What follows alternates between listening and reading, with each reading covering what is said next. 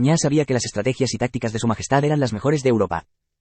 Era como ver a Napoleón en la cúspide de su carrera militar durante la primera expedición a Italia o en la batalla de Austerlitz. Esta batalla quedará registrada en la historia e inmortalizada. Y su majestad seguirá siendo el mayor comandante en la historia de la guerra.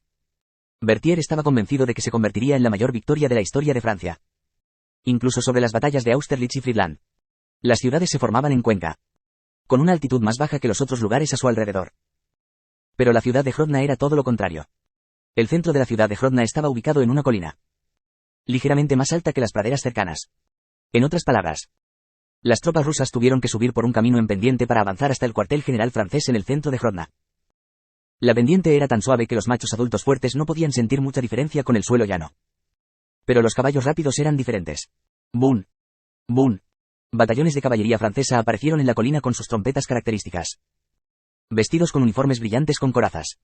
Aparecían majestuosamente, como si ya no tuvieran que ocultar que eran franceses.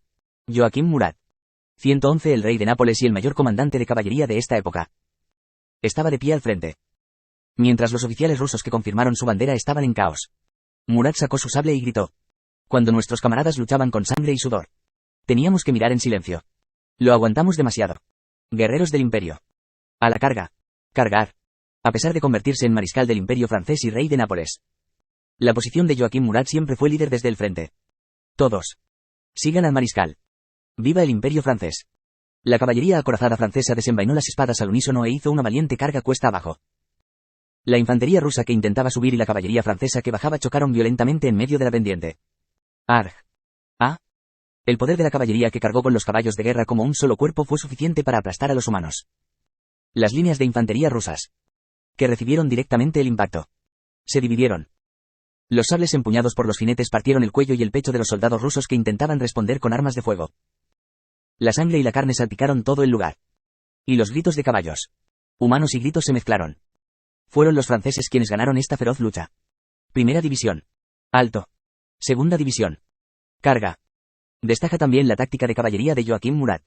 Murat dividió la caballería y cargó secuencialmente, rompiendo la formación de la infantería rusa con cada impacto. La infantería, muy dispersa, desaparecía como nieve derretida bajo las palas de la caballería francesa que descendía por la ladera. El suelo resonaba con los gritos de los soldados rusos y estaba manchado por su sangre. Mientras tanto, la bandera tricolor de Francia ondeaba vigorosamente. ¡Ay, Dios mío! La caballería francesa. ¿De dónde diablos salieron? Por el color de sus uniformes. Era claramente el regimiento de coraceros flamencos. Al ver que corrían rápidamente, empuñando sus espadas, deben haber estado ahorrando fuerzas sin participar en ninguna batalla hasta el momento. Los rusos no pudieron hacer nada contra el regimiento de coraceros, que pinchaba y derribaba todo lo que se interponía en su camino. Las tropas rusas fueron empujadas hacia atrás por su carga secuencial. Los soldados de infantería rusos que habían marchado y atacado ayer y desde esta mañana ya estaban exhaustos. Cuando la carga de caballería atravesó las líneas de batalla colapsadas, la infantería rusa derrotada ya no pudo resistir. No podemos avanzar así. Su Excelencia, danos rápidamente tus órdenes de respuesta. Formad cuadros de infantería. Que carguen. El general Tutkov ordenó la retirada de los batallones de infantería para reorganizarlos en la retaguardia y adelantó a otros batallones, utilizando las tácticas estándar contra la caballería. La infantería con bayonetas se dividió en escuadrones en formaciones cuadradas con una postura más baja. Luego, estos escuadrones se desplegaron en el campo de batalla. Esta fue la mejor respuesta para detener la carrera rápida de la caballería. Sin embargo, las capacidades del enemigo siempre deben tenerse en cuenta al usar tácticas. Joachim Murat, que dirigía la caballería francesa, era un hábil comandante de caballería que había experimentado esta situación decenas de veces. Cuando se colocaron los cuadros de infantería, rápidamente calmó a los emocionados jinetes y caballos, y simplemente se retiró para evitar las plazas, desconcertando a los rusos. A medida que la suciedad y el polvo se asentaban por donde pasaba la caballería, la vista frontal se hizo más clara, y ahora podían ver innumerables cañones esperando en línea. ¡Ay! ¡Dios mío! ¡Dios mío! ¡Rompe los cuadrados! ¡Rompe los cuadrados ahora mismo! Sin embargo, el fuego de los cañones se produjo antes de la orden del general Tutkov. La formación densa de forma cuadrada era la mejor cuando se trataba de una caballería que corría. Pero era solo un objetivo enorme frente a la artillería. ¡Bam pum! ¡Bam bam bam! El ataque de artillería frontal mostró un nivel de poder diferente al que había experimentado el ejército ruso. Todo el cuadrado alcanzado por los proyectiles se evaporó. La infantería rusa fue aplastada sin preservar su formación. Contra la infantería en orden cerrado, los cañones mostraron el poder destructivo más devastador que podían ejercer. Más de 100 cañones dispararon de nuevo. Los proyectiles disparados con una terrible energía cinética devastaron por completo a los batallones de infantería rusos en formación cuadrada. La masacre fría y unilateral. Sin sangre ni lágrimas de los atacantes. Fue algo que ni siquiera los soldados de élite rusos pudieron soportar. Frente a esta abrumadora devastación, el general Tutkov y los oficiales rusos se quedaron sin palabras.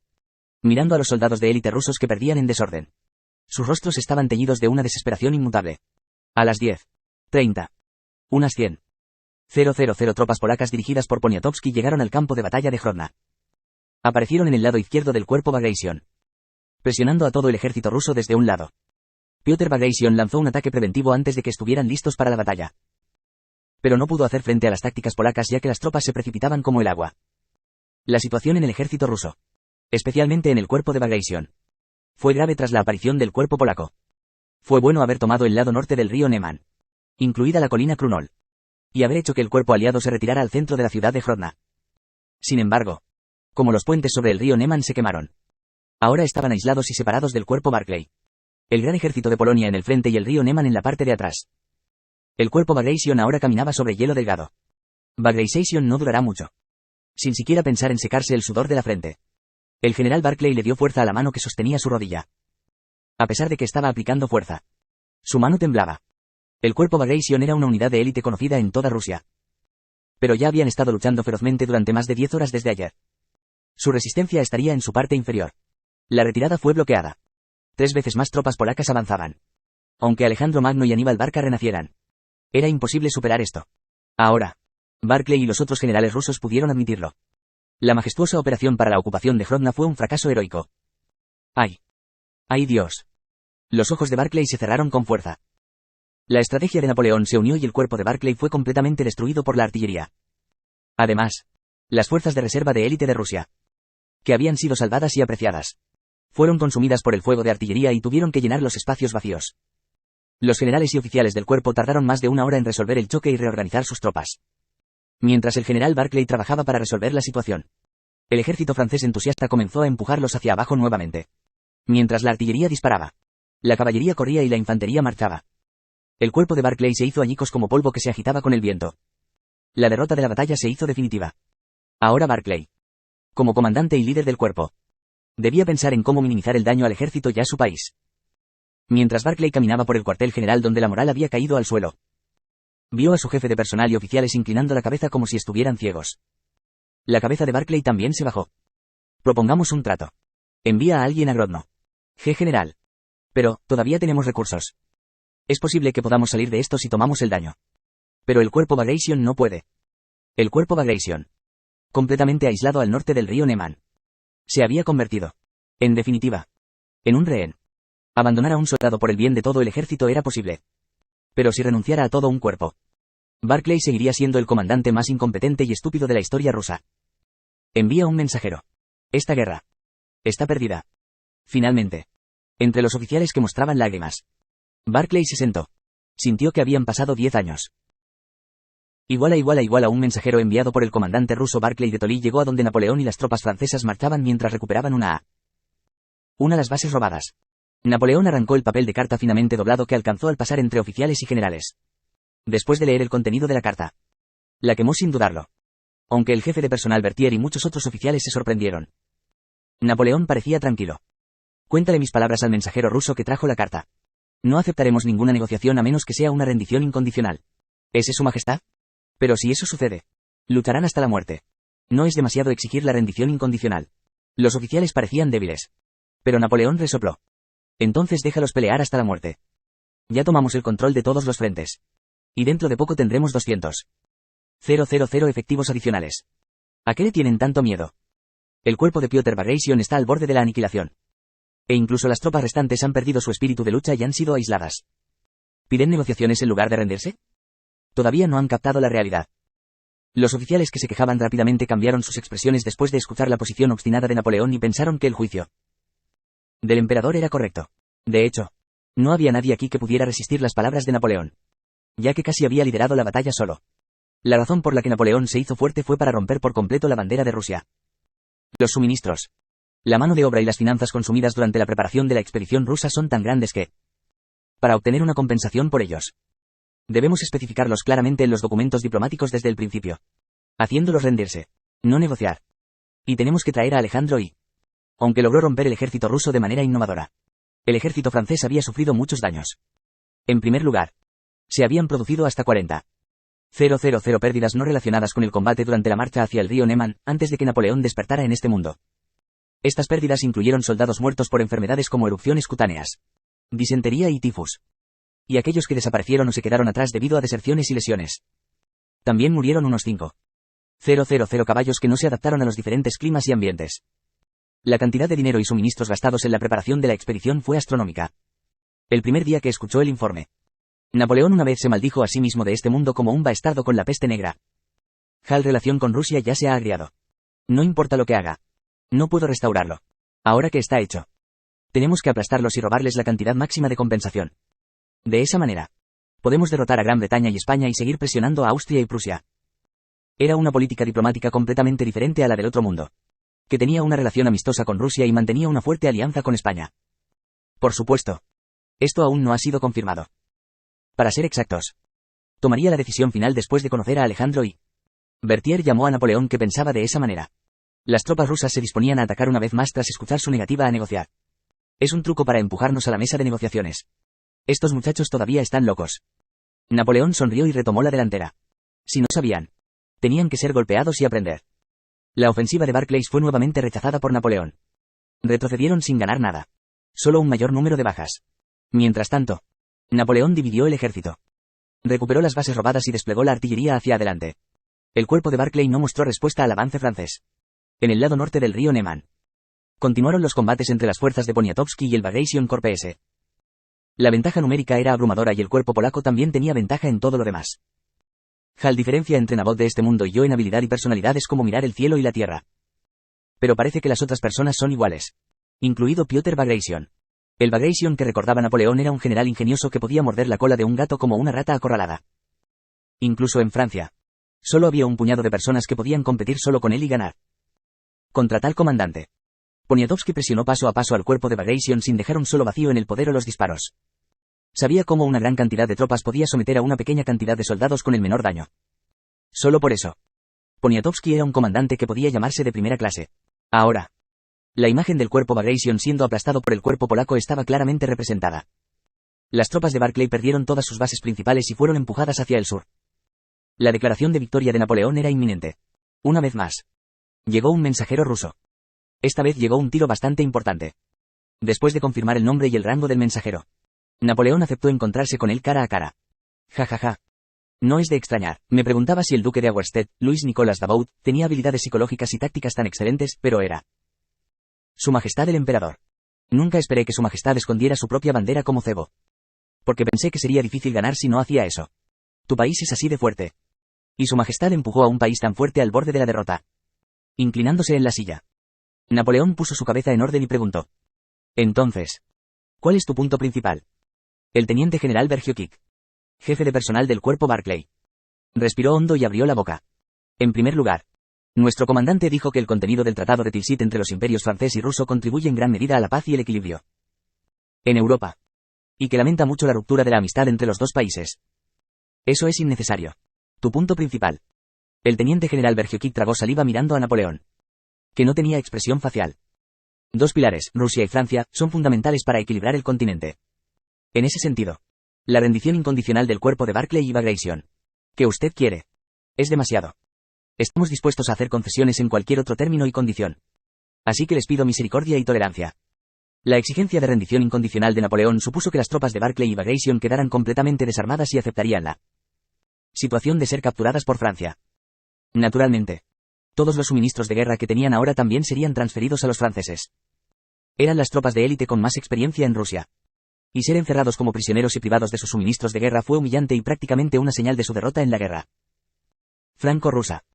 Piotr Bagration y sus tropas están completamente rodeados. De hecho, todos ellos ya son prisioneros de los franceses. Lo mismo ocurre con su superior y su cuerpo.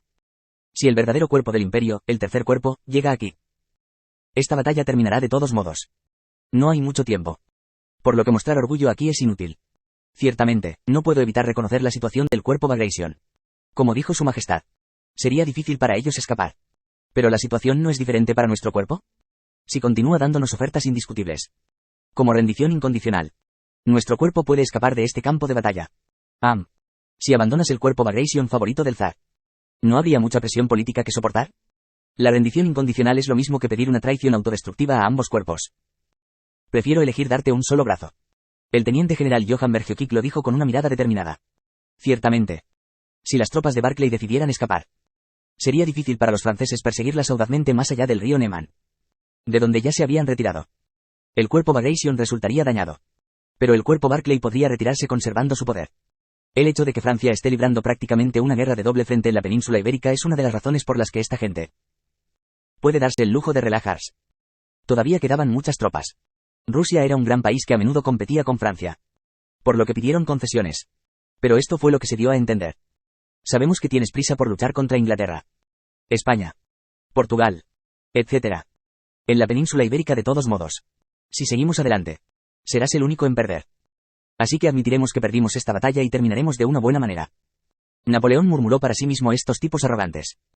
Tal vez hubieras esperado que el cuerpo francés de Ostroleca llegara aquí a Grodno mañana o pasado mañana. Si calculas la distancia entre las ciudades y la velocidad de la marcha de nuestros soldados. Eso es todo. Pero te equivocas en eso. El cuerpo francés de Ostroleca estará aquí esta noche. Pase lo que pase. Y no dejaremos que las tropas de tu superior salgan de aquí. Esperaré persistentemente la llegada del cuerpo francés. Como un bulldog inglés. No puedo esperar a ver si mantendrás la cara seria después de estar rodeado por todos lados. Napoleón sonrió al decirlo.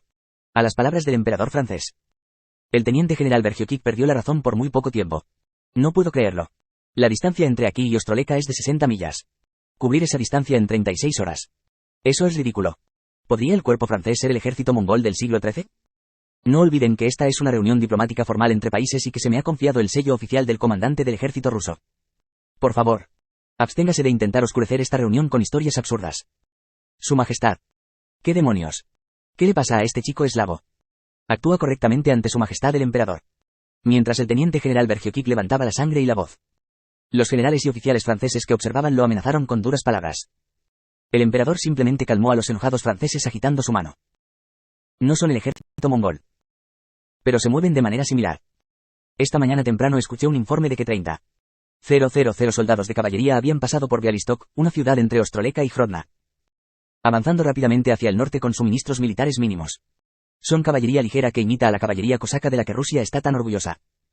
Son perfectos para perseguir a tus soldados que huyen. ¿Eso, puedes probarlo? ¿Alguna prueba? El emperador francés entregó un papel doblado y el teniente general Bergiokik lo recibió con manos temblorosas.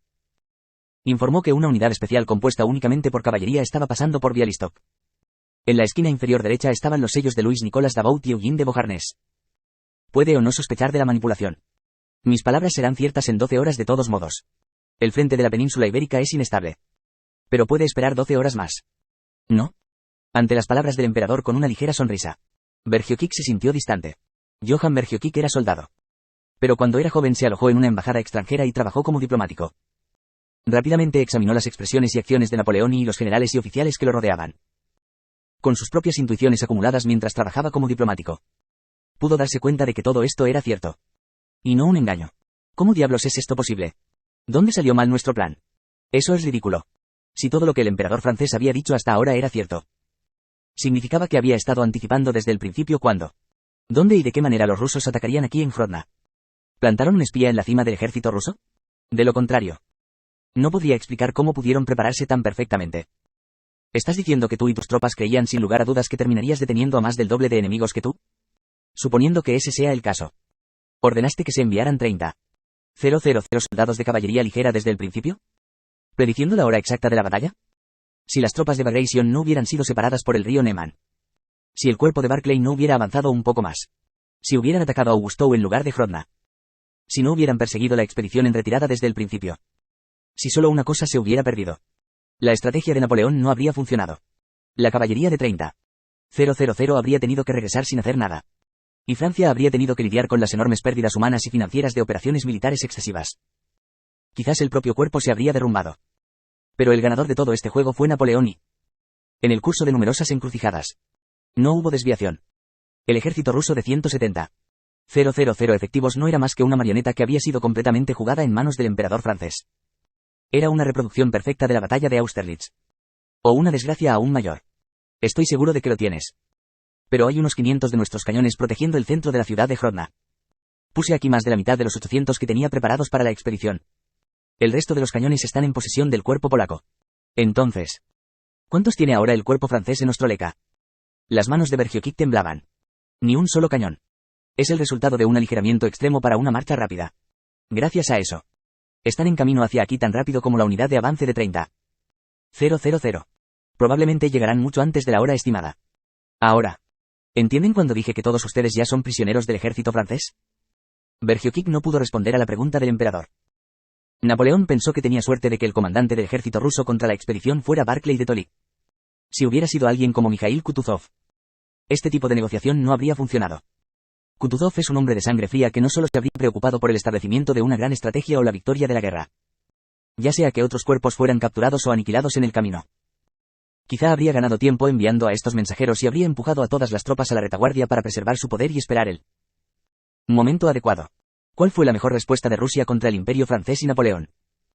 Se trataba de evitar en lo posible las hostilidades conservando el poder y arrastrando el tiempo.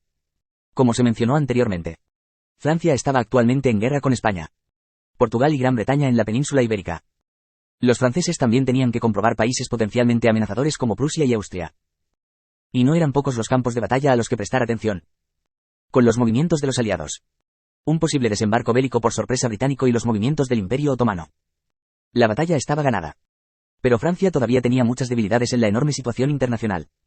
Por estas razones, fue una suerte que Mikhail Kutuzov, el comandante ruso más difícil, no estuviera aquí. No podríamos hacer nada si Rusia dimitiera y prolongara esta guerra. El Ducado de Varsovia, un país satélite que tenemos que proteger, requeriría estacionarse un número considerable de tropas a 1,000 kilómetros de distancia del continente. Teniendo en cuenta la situación actual de Francia, incluso eso sería difícil de soportar. El mejor criterio era no luchar contra Rusia desde el principio. Pero si empezaban a luchar, tenían que causar el mayor daño posible en poco tiempo y sacar a los rusos de la coalición antifrancesa. Napoleón conocía bien la personalidad de Alejandro y, dado que no parpadearía ante la mayoría de las pérdidas o daños humanos, tuvo que doblegar su voluntad para llevar a cabo la guerra dando un golpe decisivo. Lo que Napoleón podía hacer ahora que tenía todo el cuerpo de Bagration y Barclay. Con este peso, Alejandro I no podía hacer nada. El duque de Auerstedt y 30,000 soldados de caballería saludan a su majestad el emperador del Imperio francés y el emperador legítimo del Imperio romano. Estamos dedicados a ti. Mirando a Davout, que saludó con un gesto brusco con su espada. Napoleón contuvo la respiración. El título de su majestad viniendo de sus antiguos colegas fue realmente incómodo de escuchar. Especialmente de Davout. Había un campamento ruso en tu camino. ¿Cuál es su estado? Es muy tranquilo. Con todas las banderas bajadas. Parecen haber perdido por completo su espíritu de lucha. Napoleón asintió. Bajar la bandera militar indicaba que no tenían intención de pelear. No hubo comandante que pudiera tener una victoria tan grande contra los rusos excepto los mongoles en la Edad Media. Tu increíble victoria y tus grandes logros permanecerán en los corazones de los franceses para siempre. Escuché el informe de la batalla y me emocioné. Sí. Gracias. Por alguna razón, fue Napoleón quien ya no quería estar aquí. La paz y la armonía entre Francia y Rusia. Entre Napoleón y Alejandro I. No fue más que un tratado precario y absurdo. Como un palacio de hielo construido en verano. Los británicos habían estado apuntando agresivamente a la cohabitación incómoda de los dos países. Utilizando su riqueza. Como decía el dicho. Una llave de oro abre todas las puertas. Y el dinero no solo podía comprarlo todo, sino que también tenía el poder de remodelar las propias relaciones internacionales. No había otro político aristocrático extranjero atrevido como Gran Bretaña. Sin embargo, tampoco hubo quien rechazara los beneficios económicos ofrecidos por Gran Bretaña. Rusia, que participó en el bloqueo continental, eventualmente tomó la mano de Gran Bretaña. La razón fue que la tentación del oro era demasiado fuerte. El día en que se reanudó el comercio entre los dos países, se compraron grandes cantidades de productos agrícolas rusos, trigo, grano, lonas, lino, cáñamo, madera, mástiles, tablones, vigas y hierro. Aunque muchos productos habían quedado en mal stock porque hacía mucho que no se vendían. Los barcos mercantes británicos los compraban a precios superiores al precio de mercado. Gran Bretaña también había prometido una ayuda financiera como recuperación de su amistad con Rusia. Y se rumoreaba que la suma había sacudido a sus aliados neutrales y a Francia. El oro también era más fuerte que las armas y los cañones. Napoleón expulsó al embajador ruso que se alojaba en París. Alejandro I respondió expulsando al embajador francés de San Petersburgo. Hay un informe que dice que varias divisiones de la península ibérica se están moviendo hacia el norte. Los aliados de Francia y las naciones satélites están formando un ejército. Finalmente, Nabot comienza a moverse. Se acerca la guerra entre Rusia y Francia. Comillas. Este no fue el final de las noticias. La noticia de que el gran ejército de Francia había cruzado la frontera e invadido Rusia llegó a Londres. El 24 de junio de 1812. El primer día de la guerra franco-rusa. Hubo una lluvia de felicitaciones y aplausos en el Palacio de Westminster. Entre los políticos que parecían refrescados como si hubieran perforado una mancha de sangre bloqueada estaban el príncipe regente Jorge IV y el primer ministro británico Robert Jenkinson, conde de Liverpool. 11 Jorge IV aplaudió y dijo, inclinando su cabeza hacia el primer ministro Robert Jenkinson, quien estaba sentado a su izquierda. El rey de Inglaterra no se sentó al lado del primer ministro y los legisladores. Pero fue posible porque Jorge IV era regente. Logramos separar completamente a Rusia de Francia. Esto hará que el Nabot camine paso a paso hacia su caída, desperdiciando su fuerza. Excelente. Primer ministro. Tus predicciones no están equivocadas. Todavía es demasiado pronto para animar. Su Alteza. Ahora que hemos logrado concentrar el poder de Francia hacia el este, el reino tiene que invertir y apoyar a toda la península ibérica, para poner fin a la guerra donde los soldados del reino están sufriendo. Dirigidos por el comandante en jefe Arthur Wellesley en todo el país. 60.000 soldados británicos estaban sirviendo en la península ibérica, sobre la base de comandantes destacados. Soldados bien entrenados y el apoyo de casa. Estaban obteniendo la victoria al capturar tropas francesas que carecían de poder. Sin embargo, el primer ministro Robert Jenkinson pidió un mayor apoyo y refuerzo. Como sabe el primer ministro, las finanzas del reino no son fáciles. Hay un límite a los aumentos de impuestos y bonos para compensar los gastos de defensa y las deudas que han crecido como bolas de nieve. Además, se gasta una cantidad considerable de dinero en el pago de las pensiones de los oficiales y soldados que fallecieron en servicio. La financiación política para dividir a los aliados franceses también aumenta día a día. La marina era mucho más difícil de administrar y costaba más mantener que el ejército. Significaba que el gasto militar de Gran Bretaña, que tenía más de 100 buques de guerra, era significativamente mayor que el de Francia, que tenía cientos de miles de tropas del ejército y estaba conquistando activamente. Gran Bretaña estaba bloqueando las costas enteras de Francia y sus aliados, gastando sumas astronómicas para mantener ese poder naval. No importa cuán rica fuera Gran Bretaña. La guerra de larga data y las barreras comerciales estaban asestando un duro golpe a sus finanzas. La situación en Gran Bretaña, donde los precios y las tasas de la deuda nacional se disparaban día a día, nunca fue buena. A menudo se decía que Jorge IV era un moderado en la Gran Guerra Francesa. También fue inusual que Gran Bretaña, que no tenía antecedentes de tener muchas tropas estacionadas en el continente europeo desde el principio, enviara 60.000 soldados a la península ibérica. Ahora estaban luchando lo suficientemente bien y desperdiciando el poder de Francia. Y muchas tropas francesas en la península incluso habían sido enviadas a una expedición rusa. Las perspectivas en el frente ibérico eran lo suficientemente brillantes, razón por la cual Jorge IV no sintió la necesidad de invertir más recursos y mano de obra. Definitivamente es una ventaja en la guerra contra Napoleón. Pero el objetivo final del reino no es endurecer esta situación. Necesitamos mucho combustible para progresar. Incluso con el mismo apoyo que tenemos ahora, estamos logrando victorias honorables todos los días. Si la familia real y el parlamento garantizan más fe y apoyo que ahora, ¿cuánto más podríamos lograr? Quizás el duque de Wellington, Arthur Wellesley, dedique la victoria de la guerra de la península a la familia real y su alteza Felipe II de España, que había construido un imperio ininterrumpido antes del imperio británico. Subestimó las revueltas en los Países Bajos. No amplió el tamaño de la fuerza de represión y le dio tiempo a los holandeses. Como resultado, los Países Bajos se independizaron después de casi 80 años de guerra y gobernaron España como rey del comercio oriental. Si te preocupas por el daño que perderás debido a la continuación de la guerra, perderás tu oportunidad y sufrirás pérdidas aún mayores. La inversión correcta es no perder el tiempo. El primer ministro Robert Jenkinson, conde de Liverpool, que había heredado la estrategia mundial de William Pitt, pidió una inversión audaz en la guerra de la península. Su gran estrategia fue asegurarse de que Gran Bretaña tuviera una ventaja de poder en la península ibérica con más tropas y más apoyo, y atacar la parte sur de Francia. George IV, que había estado agonizando durante mucho tiempo, finalmente asintió con fuerza. Hay muchas cosas que debemos hacer antes de que podamos enviar más tropas. Como siempre, el primer ministro y sus legisladores se encargarán de los problemas. Tu brillante decisión fortalecerá al Imperio Británico.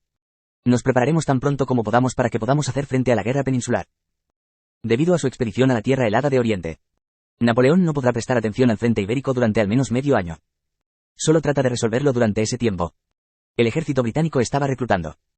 Por lo tanto, tenía que haber tiempo para formar a los jóvenes voluntarios y transformarlos en un ejército unido. Era necesaria la instalación de instalaciones militares para producir y suministrar más material de guerra. Y las discusiones para aprobar el presupuesto eran esenciales.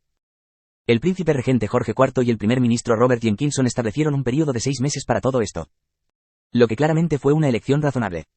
Esto se debió a que el sentido común decía que la victoria nunca se decidiría en un corto periodo de tiempo, ya que estalló la guerra entre las mayores potencias de Europa. Pero su creencia fue destruida en su peor forma. La noticia llegó 20 días después y conmocionó a toda la nación británica más allá de Londres. Rusia fue derrotada. Napoleón obtuvo una victoria abrumadora. Las tropas de élite rusas fueron capturadas. ¿Puede Rusia continuar la guerra? ¿Qué elección tomará Alexander? Los miembros del Palacio de Westminster cayeron en un gran pánico y se perdieron el trabajo del día.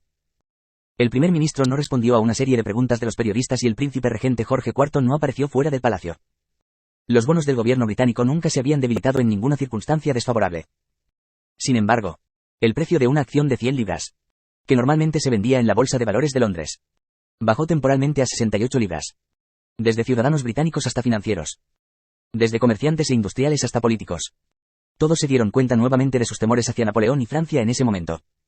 Igual a la expedición rusa de Napoleón y emperador del Imperio francés. Llamó la atención de todos los países europeos. Estaba claro que el orden y el poder al frente de Europa se invertirían mucho dependiendo de si Rusia o Francia ganaban la guerra. Ya fuera un aliado de Francia, un país enemigo que pretendía estar con Francia, o un país neutral que miraba a ambos lados. Todos prestaron atención a cada noticia que llegaba del este.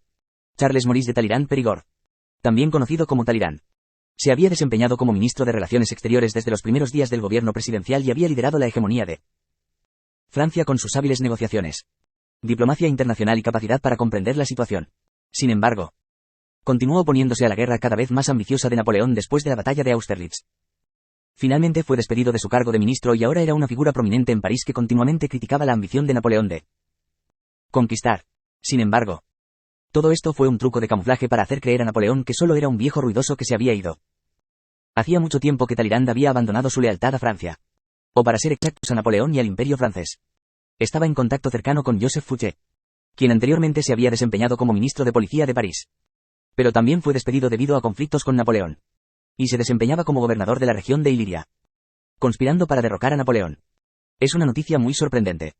No me digas que el emperador se estaba preparando para esto y dividió las fuerzas expedicionarias. La operación de retraso de Rusia será inútil. Talleyrand, que había estado en varias líneas en Prusia y Austria, pudo escuchar las noticias de la guerra franco-rusa en París más rápido que nadie. Los movimientos poco convencionales de Napoleón en el proceso llamaron la atención de Talleyrand. Ando actuó como un emperador orgulloso, vanidoso y codicioso. Se rumorea que abandonará la expedición rusa. Pero nunca es él quien admite su culpa y acepta el consejo de los demás. Talleyrand había juzgado a la expedición rusa como el pico más alto entre los muchos juicios erróneos que Napoleón había hecho en el pasado. Durante la preparación de la expedición rusa, Talleyrand había contribuido en gran medida a las innumerables críticas. Pero de hecho, fue un truco para estimular el temperamento rebelde de Napoleón, que estalló cuando se enfrentó a la oposición, tomando la oposición a su alrededor como un desafío a su autoridad. Napoleón finalmente se fue a la expedición rusa. La derrota de Napoleón era inminente. Podía sentirlo y celebró en silencio, a pesar de la oposición de numerosos funcionarios. La expedición rusa se llevó a cabo con gran terquedad. Pero ahora el propio Napoleón se iba a dar por vencido. ¿Qué cambió la mente del emperador cuando estaba en la locura de la guerra? ¿Cómo debería Talleyrand tomar esto? No importa. El corazón y la opinión pública de París ya han abandonado al emperador. Y Alejandro I no tiene intención de abandonar la guerra. Sin embargo, tengo curiosidad por el color de la cara del príncipe de Beilstein, Metternich. 21 Dado que la guerra puede durar mucho tiempo. Espero que no se emocione demasiado y arruine su oficina de estilo rococó. Talleyrand sonrió suavemente y saboreó su café. Después de beber un poco, cerró los ojos. El continente estaba haciendo un bloqueo contra Gran Bretaña. Pero el abrumador poder naval de Gran Bretaña provocó el aislamiento de todo el continente europeo, con la interrupción de las rutas comerciales entre el Nuevo Mundo y Asia. Sin embargo, en medio del bloqueo, el comercio de contrabando continuó entre Gran Bretaña y toda Europa. La evidencia de eso era el café brasileño que Talleyrand estaba bebiendo. El bloqueo continental de Napoleón, que eventualmente debería acabar con el poder económico de Gran Bretaña, no fue más que un engaño con el que Napoleón había soñado. El reinado de Napoleón estaba llegando a su fin. Pensando en el futuro, Talleyrand preparó un plan para moverse por Francia y sus propios intereses. Como resultado, el plan se retrasó durante mucho tiempo. Los espías enviados por Alejandro I se enteraron de la revuelta que ni siquiera se había producido en París y pronto desaparecieron. Las noticias sobre la batalla de Grodno llegaron a Talleyrand, quien reforzó el canal de inteligencia con cierta ansiedad desconocida. Hizo que incluso el sensato Talleyrand se congelara. Hacía mucho tiempo que no estaba tan emocionado. Pero al igual que los políticos británicos, Talleyrand no mostró nada y solo se agarró la frente. Sí. El reinado de Napoleón aún no había terminado.